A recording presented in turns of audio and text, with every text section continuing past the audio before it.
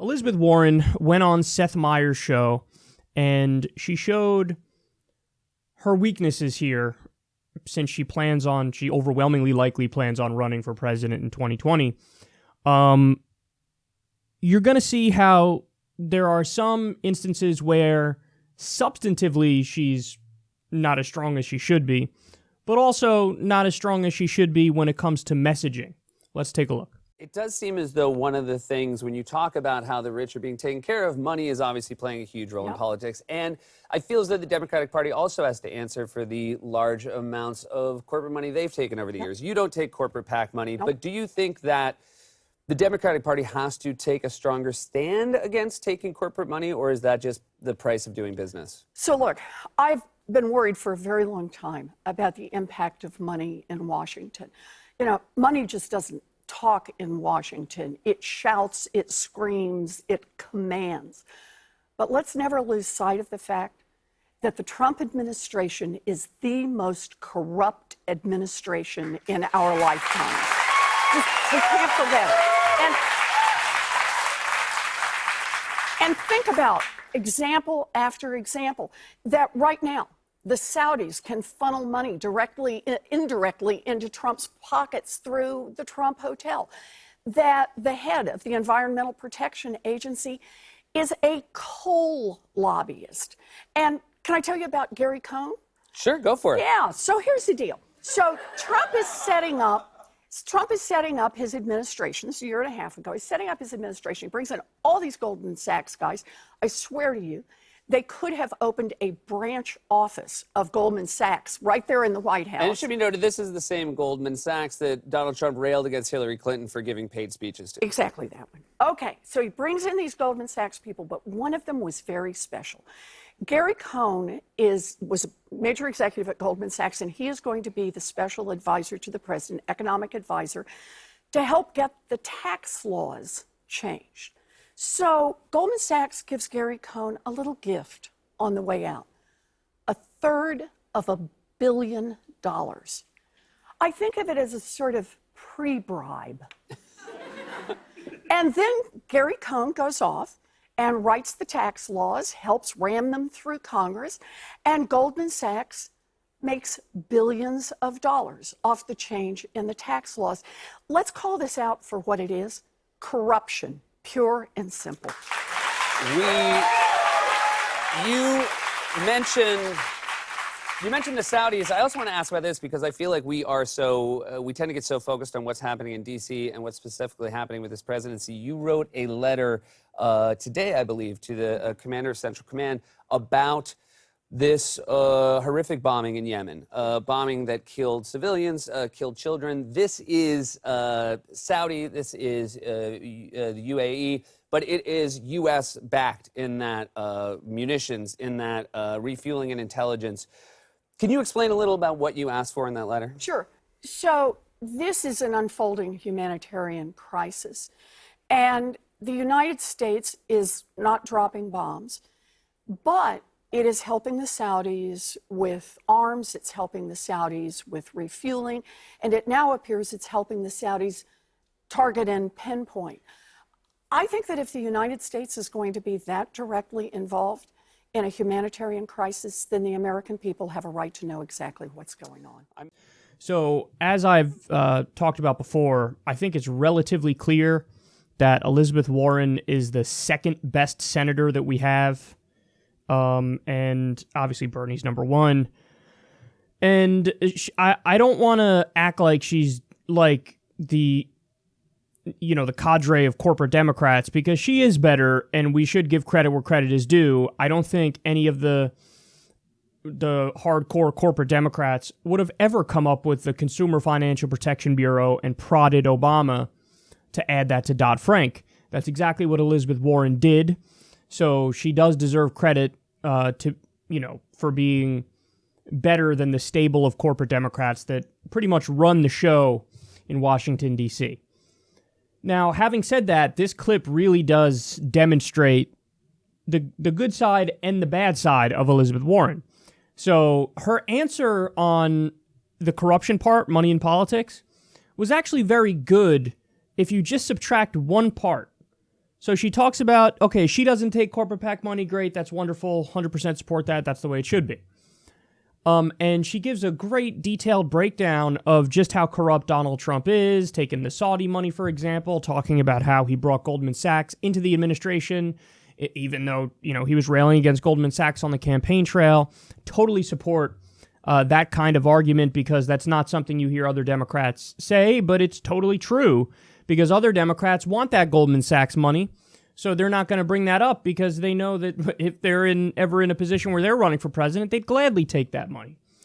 So that's all fine and dandy. The part that I object to is, and this is distinctly anti-Bernie in the framework here, because what would Bernie say? Bernie would say everything Elizabeth Warren just said, and he would take out the part about, oh, but we have to remember this is the worst administration when it comes to corruption.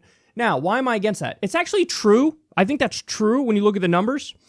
But at the same time, Bernie makes a point of saying, no, as a matter of principle, I'm against the corrupting influence of big money in politics. So it's the Democrats and it's the Republicans. So he doesn't do this thing where it's like, oh yeah, I'm against the money, but obviously they're worse. He doesn't do that. He takes a principled stand against money in politics. He'll take the small dollar donations. He won't take corporate PAC money. But Bernie rails against the Democratic Party and says, hey, they're failing and they're not what they should be. And, they need to clean up their own house in order to win in the next election. Whereas Elizabeth Warren, you get a sense that there's a little bit more of a deflection, and there's a little bit more obfuscation there, where she talks about money in politics, but she does want to take the spotlight off of the corruption when the Democrats do it. So it's that answer was not terrible. I want to be clear, because she did hit many important talking points that I always say the Democrats should bring up about exactly how Donald Trump is corrupt with Goldman Sachs, and she brings up the Saudi money and all that stuff. That's all fine and dandy. But I think that her approval rating would skyrocket if she, instead of doing the, okay, yeah, it's bad, but they're worse, if she didn't do that. Because Bernie, everything I've seen of Bernie, he doesn't really do that. He just says like, yeah, no, I'm against the big money and the Democrats need to stop taking it. And obviously the Republicans are bad, but the Democrats need to stop taking it, and we're bad too. And remember, the question from Seth Meyers was, hey, should the Democrats stop taking corporate money? Should that be a bigger thing among Democrats? And her answer was to say, I'm against all the money, but the Republicans are worse. No, that's a situation where, okay, if you ask Bernie that question, or if you ask me that question, my response is, yes, the Democrats should stop taking less money. The Democrats should stop taking corporate money, and they should go, only take small dollar donations. And then if you still want to go on to give, the specifics about how corrupt Trump is, that's great. But, if you're really being open and honest, you'd also throw in examples like, okay, Debbie Wasserman Schultz, here's how corrupt she is. She took X amount of money from the predatory payday loan industry. Or Hillary Clinton. Obviously, she's not going to do that because she ended up backing Hillary Clinton. But that's the thing is, I don't like it where, like, she's right on the overall point, but she's playing hide the ball with the details. Where it's like, okay, yeah, no, totally, let's stop taking corporate money, but they're worse, so let's focus more on them. No, let's focus on everybody and have, like, let's just, as a matter of principle, say, no corporate PAC money and every Democrat should get on board with that. But she would never say every Democrat should get on board with that because she wants to hold hands and sing Kumbaya with the Democratic establishment, which, of course, is the exact wrong thing for her to do if she really wants to, do well in 2020.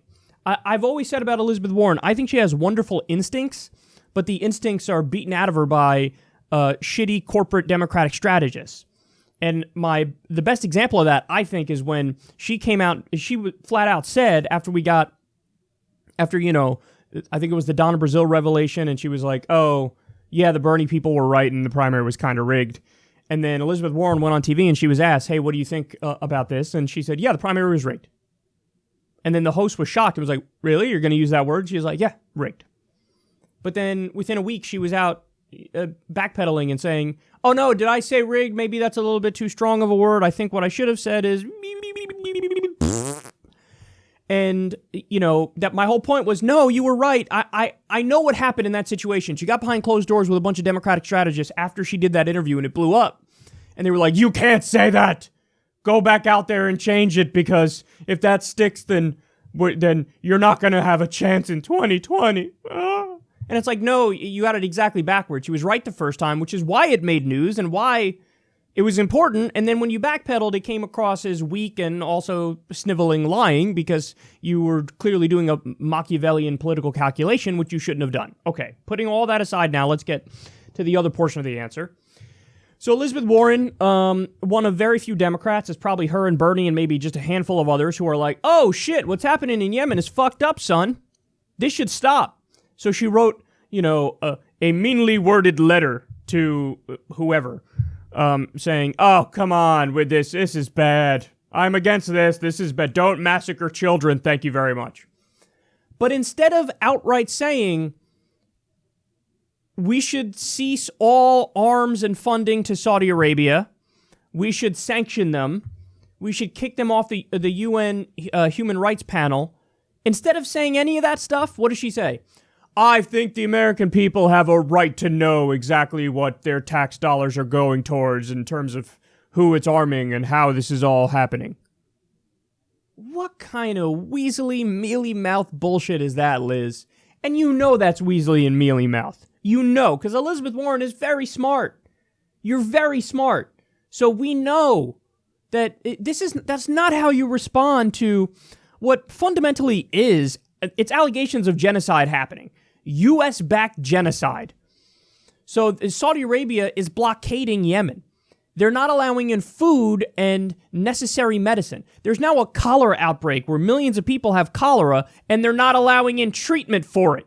They've bombed hospitals. They've bombed schools. They've bombed open-air markets. The civilian death count is what, over 10,000 at this point, thereabouts? They just bombed a school bus with children on it, and your response is, I sent a mean letter and told them, the American people have a right to know what's going on here. No, you're supposed to take an anti-war stand, a principled anti-war stand. I'm against backing Saudi Arabia in doing this, and furthermore, we need to apply international pressure to get them to immediately stop doing this. But obviously, step number one is immediately cut off all arms to Saudi Arabia, since they're a terrorist regime. But no. And see, this is what I mean when I say there are upsides and downsides of Elizabeth Warren. The upside is she's talking about money in politics there, and she's making really good points about corruption. The upside is she's shining the spotlight on what's happening in Yemen. The downside is it's woefully inadequate and pathetically short of where she should go. And again, what I'm telling you guys is her instincts are correct. She's demonstrated time and time again that inside of Elizabeth Warren, there's a real lefty waiting to get out. But she's been in Washington, D.C. too long now, and they've beaten those instincts out of her.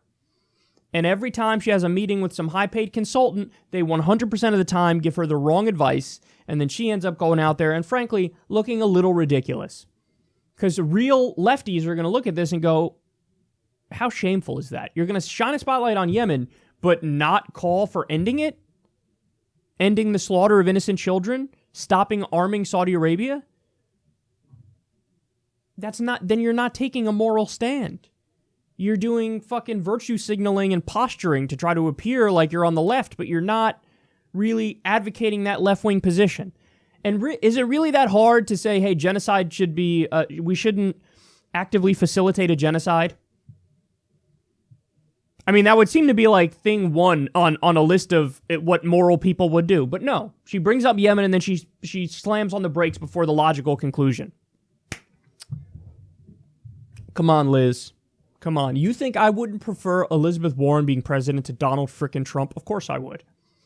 But she needs to start advocating the proper position on these issues, and she needs to stop listening to those DC lobbyists the consultants, because they're going to fuck her up, man. They really are.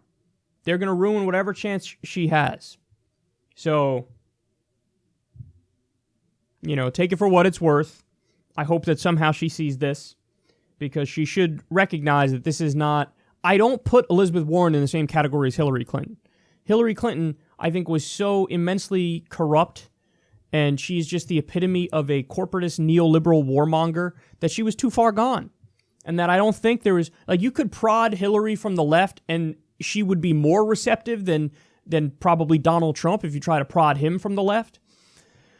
But she was still, there was like, it was hopeless because her whole career was, every time there was a very important and vital decision, she was reliably on the wrong side, whether it be the Iraq War or the Patriot Act or whatever it may be. You name it. The bankruptcy bill is another great example of it. So even gay marriage she didn't support until 2013. So there was no hope for Hillary Clinton. Elizabeth Warren, there's hope for.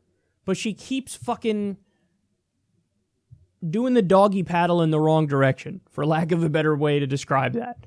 And I really hope that she stops.